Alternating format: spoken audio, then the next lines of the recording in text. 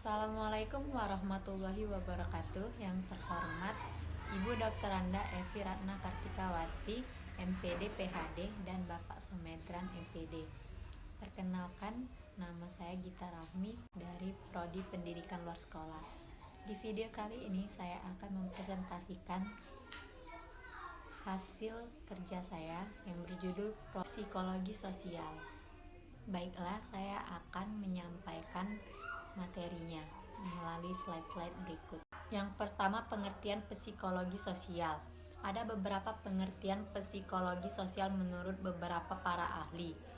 Yang pertama ada Hubert Bonner.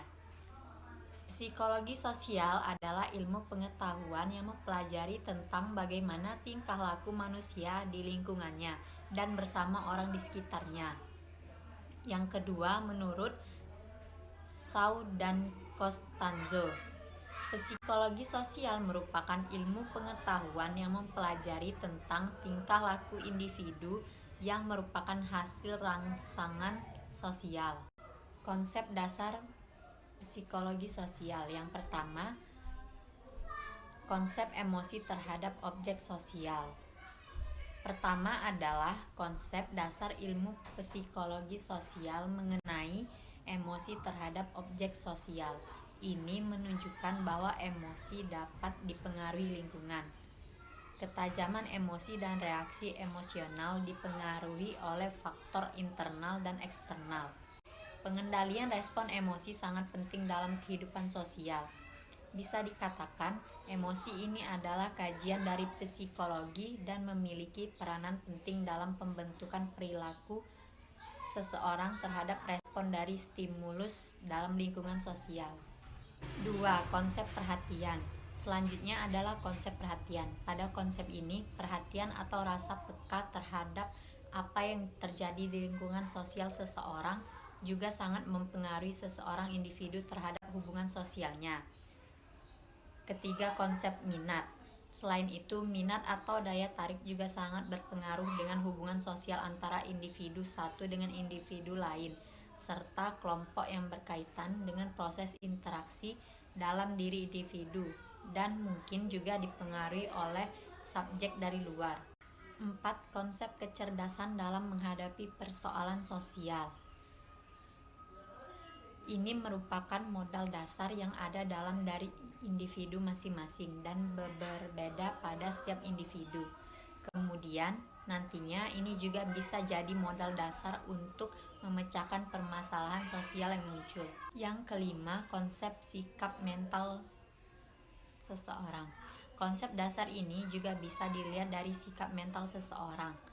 Sikap mental sendiri adalah reaksi yang timbul dari diri masing-masing individu jika ada rangsangan yang datang.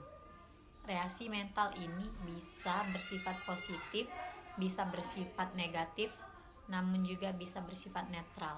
Teori psikologi sosial.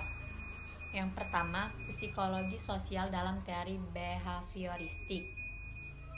Pertama, Anda bisa melihat dari teori behavioristik. Pada teori ini lebih menekankan pada cara individu sebagai organisme membuat respon terhadap stimulus lingkungan melalui proses belajar. Dalam teori ini, hubungan yang terjadi adalah paradigma utama. 2.